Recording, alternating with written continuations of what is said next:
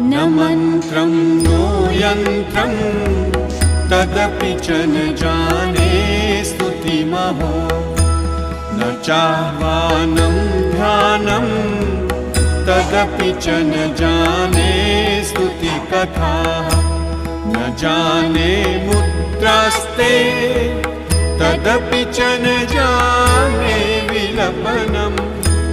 परं जाने मातः त्वदनुसरणं क्लेशहरणं विधेरज्ञानेन द्रविणविरहेणालसतया विधेया शक्यत्वात्